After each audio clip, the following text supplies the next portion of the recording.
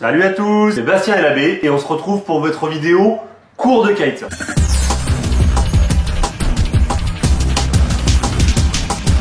Alors aujourd'hui, on parle sécurité et on va se faire un petit tour d'horizon des principes de sécurité à respecter absolument quand vous partez kiter. En préambule, je rappelle que le kitesurf peut être un sport dangereux et qu'il est conseillé de prendre des cours avant de vous lancer dans une pratique autonome. Ce message était un message de la FFDL, de la Jeunesse et Sport et de toutes les écoles. Alors, premier point important à souligner, pratiquer accompagné. Alors certes, je sais que le kitesurf c'est la liberté, qu'on aime bien pouvoir être tout seul, décoller tout seul, et pas être gêné par les autres. Oui, c'est un fait.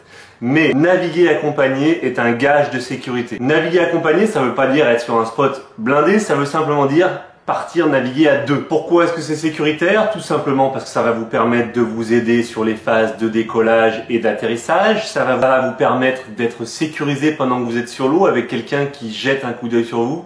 Imaginez vous assommer sur une réception de saut. Si vous êtes tout seul, vous allez couler. S'il y a quelqu'un qui navigue avec vous et que vous pratiquez la surveillance mutuelle, l'autre personne va pouvoir venir à votre aide tout de suite. Ce message était un message de la FFDL, de la Jeunesse et Sport et de toutes les écoles. Deuxième point, respecter les zones de décollage et d'atterrissage telles qu'elles sont balisées ou telles qu'elles sont utilisées habituellement.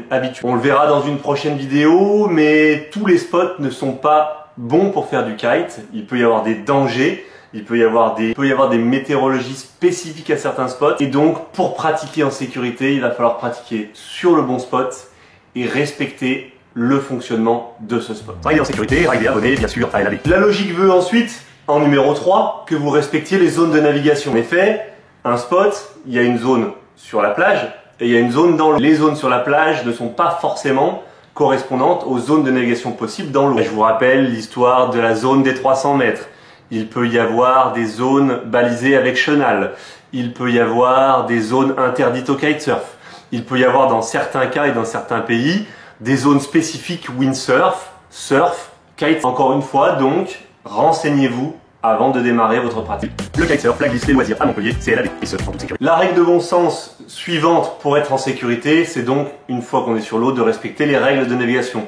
Pour ça, je vous invite à re-regarder la vidéo Les priorités. Vous êtes sur l'eau, vous n'êtes pas tout seul. Pour pratiquer en sécurité pour vous et pour les autres, respectez le code imposé et rider en sécurité. Ce message était un message de la FFDL, de la Jeunesse et Sport et de toutes les écoles. Nous avons le point suivant, respecter le public. Alors le public, je peux le prendre dans les deux sens, dans le sens large du terme. Le public, c'est-à-dire aussi bien les usagers du spot que les gens présents sur le spot. Donc respectez, voilà, dites bonjour, présentez-vous, saluez.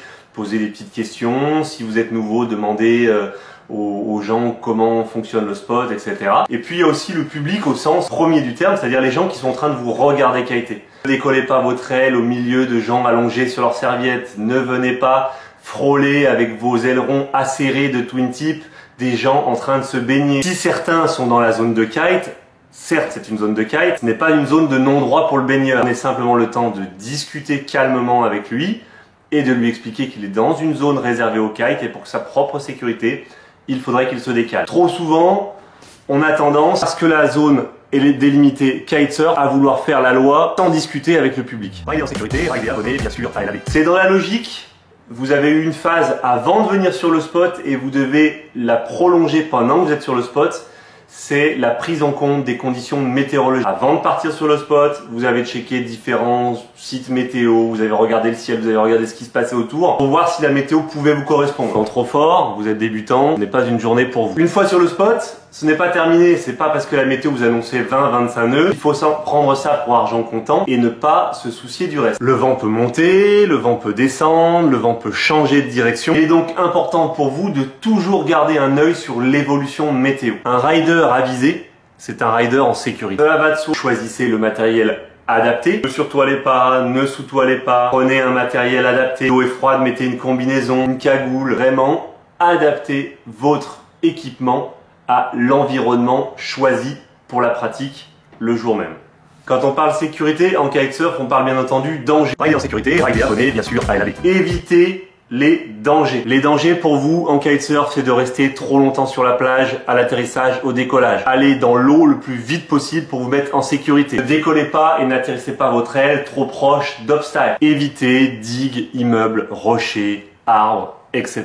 Renseignez-vous sur les dangers possibles relatifs au spot. Ne vous jetez pas à l'eau sans savoir ce qu'il se passe sur place. Ce message était un message de la FFVL, de la jeunesse et sport et de toutes les écoles de kite. Enfin, et c'est peut-être la logique, si on veut que le sport se développe, continue à s'implanter et se démocratise, Rider Assuré. FFVL vous propose des licences de différents types pour vous assurer dans votre pratique. Vous pouvez aussi voir auprès de votre assureur privé pour avoir une assurance spécifique au kite.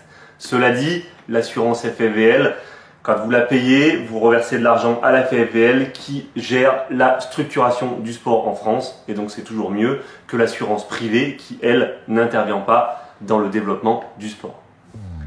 Voilà, bah écoutez, c'était la première partie de cette vidéo sécurité en kitesurf. On ira beaucoup plus en détail sur différents cas de figure dans les semaines à venir. D'ici là, on n'oublie pas, life is a beach, donc on en profite, on se prend pas la tête. Je vous dis, mes glissous, bon vent, bon ride, à très bientôt, ciao.